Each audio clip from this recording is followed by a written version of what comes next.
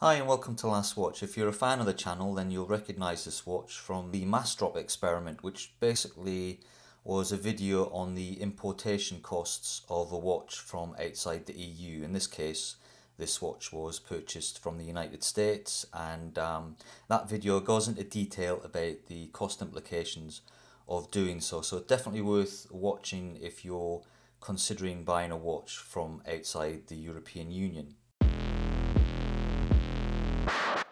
What we have here is the Glycine Combat Sub reference GL0087.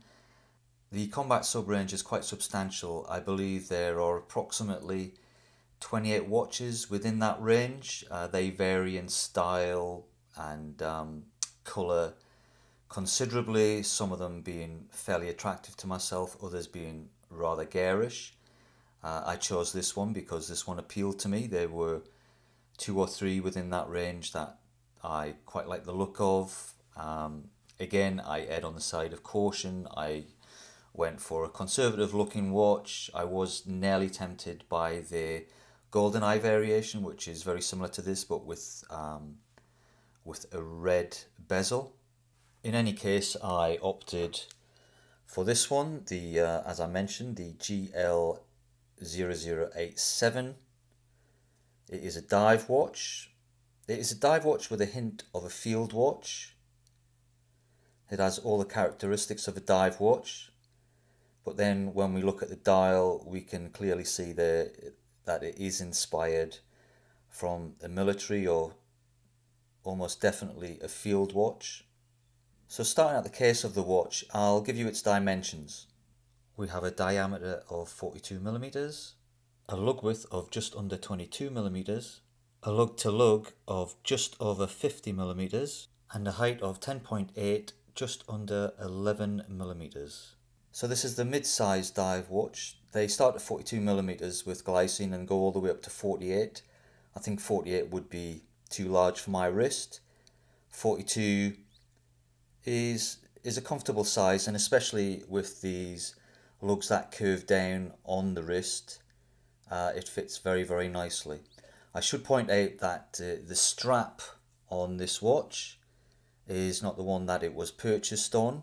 I'll throw in some pictures of the strap that the watch came on. That strap is a very nice strap, quite a solid, well built rubber strap. It's nicely contoured on the sides and on the front. The back of the strap makes very clever use of the Glycine logo. The design is laid out in a way which allows the strap to breathe but also to grip the wrist. And the strap buckle, which is highly polished, has the Glycine name inscribed. The keepers on this strap are a bit of a letdown. I think they're quite thin compared to the quality thickness of the rest of the strap. It's a very nice solid strap. I think if I was diving, I would definitely keep this strap on the watch.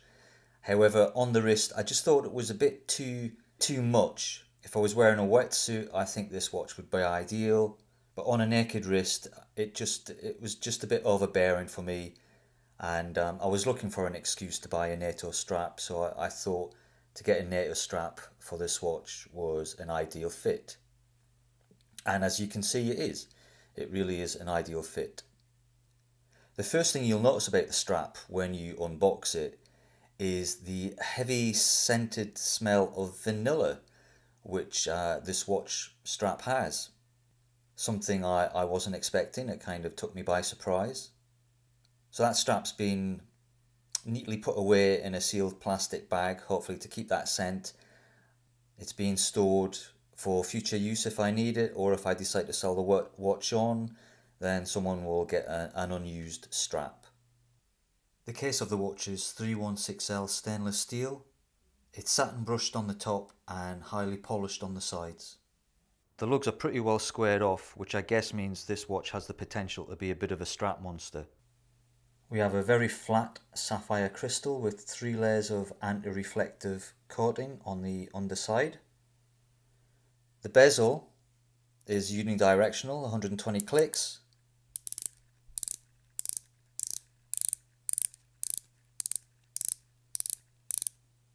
Quite a nice snap. I came very easily back to the 12 o'clock position. What was very noticeable there was the noise from the rotor which was clearly audible as I turned the bezel. The bezel has a gloss black aluminium painted insert. We have minute markers up to the 3 o'clock position, or the 15 minutes.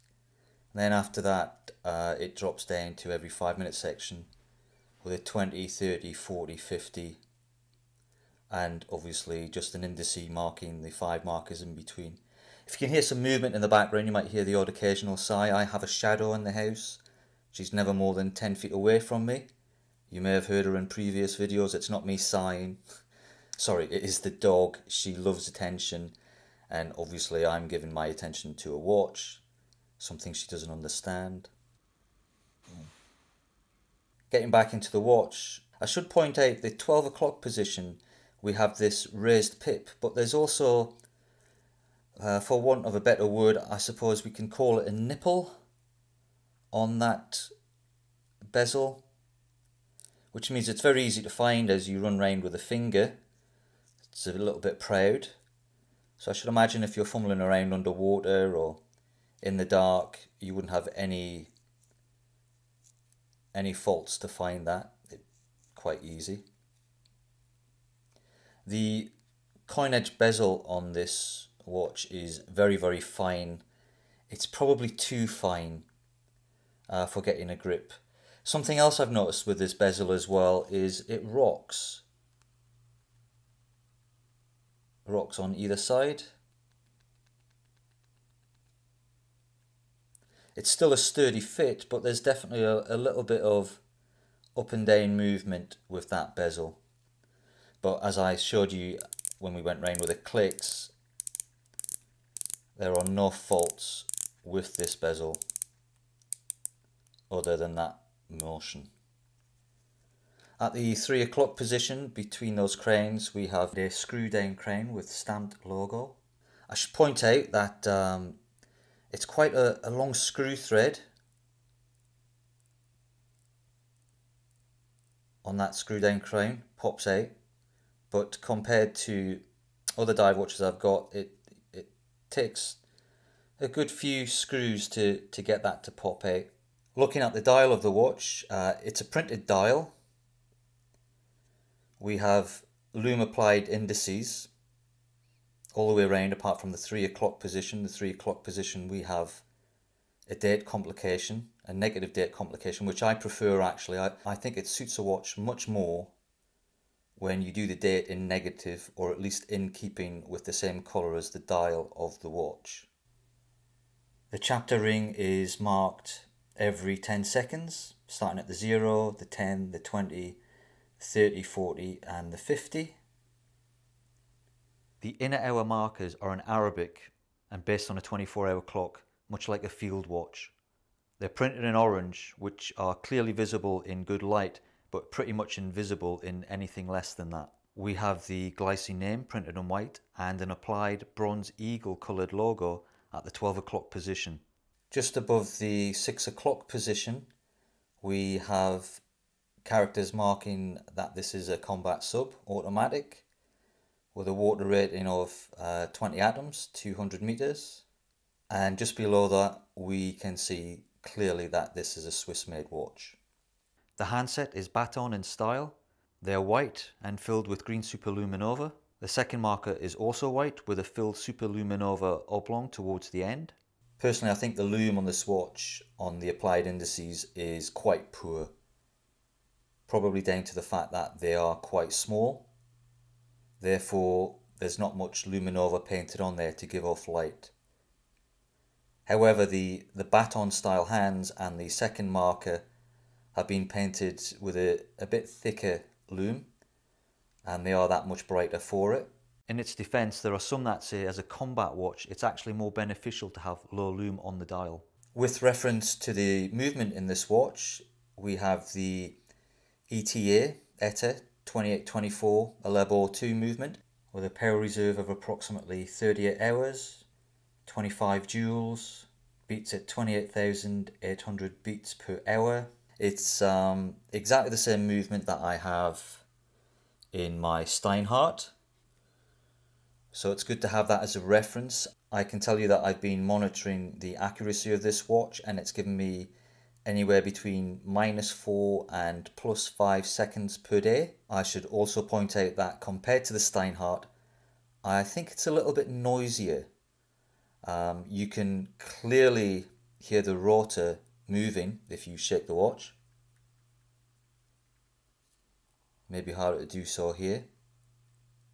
Also, I've noticed as well that when you wind the watch, when you get to the end of a wind, it's almost like a spring or something releasing. There's a little bit of a fallback noise.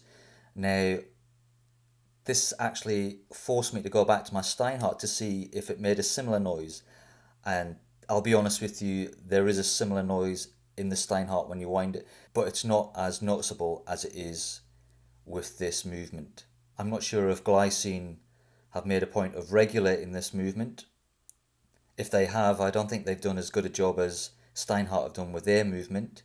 But at the same time, as I mentioned, it's given me between -4 and +5 seconds per day, which is still fairly accurate for an automatic watch. This is a dive watch. I won't be going diving with it, but it has been tested at home. One of my cats knocked it off the bedside table last week and it fell into a glass of water. Fell from a height of about 2 feet. So first of all, I know it's waterproof, and secondly, I know there's a bit of shock resistance in there because the watch is still working just fine. I should add that it does come with a 2-year guarantee. I don't know if the 2-year guarantee would have applied in that case or under those circumstances. The weight of this watch, the head alone comes in at 76 grams, just under 76 grams. And with the strap, it comes in at just under 105 grams. So not a particularly heavy watch, either on or off the strap. Now, Glycine have been around for more than 100 years. They were founded in 1914. I believe they were taken over in 2014, 100 years later, by the Invicta Group. There has been some question over whether that takeover would affect the quality of the watches. I can't say for sure whether that is the case. I do notice, looking back at some old photos, that this watch initially or originally would have had drilled lugs. As you can see, it clearly doesn't have drill lugs anymore. So that could be one of the cost savings that they've decided to go with. The watch varies greatly in price. The RRP on this watch is well over £1,000.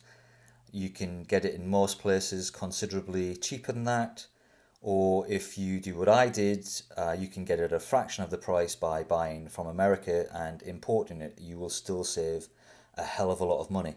Again, as I mentioned, I decided to take it off its original strap and put it onto this NATO strap. I think it's perfectly matched. A wise choice on my part. I am toying with the idea of possibly getting a bracelet for it, just to try it on the bracelet. The reason being that my Steinhardt is on a bracelet. I never thought I'd like watches on a bracelet, but the Steinhardt is super comfortable on a bracelet, so it'd be nice to try this one on a bracelet, see how we get on. But as I mentioned, this NATO strap is really complementary to it, so there's no rush for that. So the back of the watch has a screw down case back, has a nicely laser etched Glycine Combat Sub logo on there, 2 seals underwater. I believe that's a military crest from working with the military forces. They're obviously very, very proud of the history that they have. This watch has been heavily used by the military.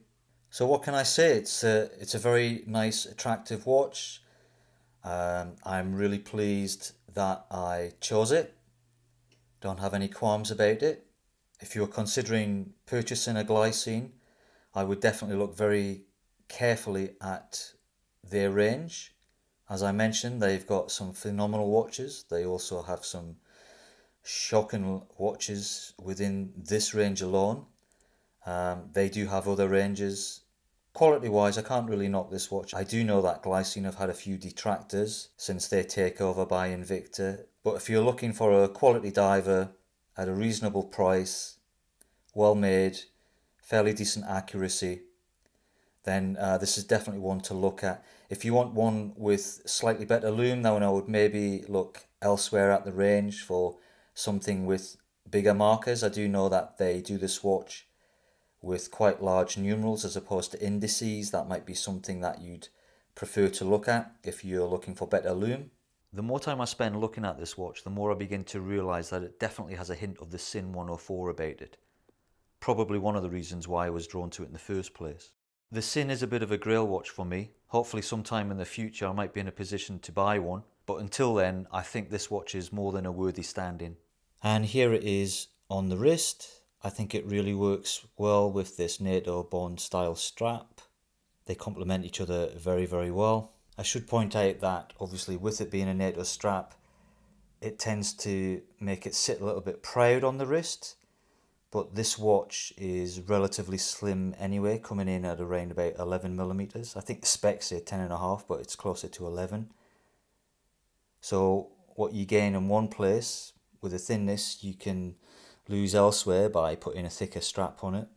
But it's a very, very comfortable, obviously, on this strap. Very attractive watch. If I was asked, yes, I would recommend this watch. I would certainly recommend Glycine. I would just suggest that you shop around, look for the best price. They fluctuate greatly.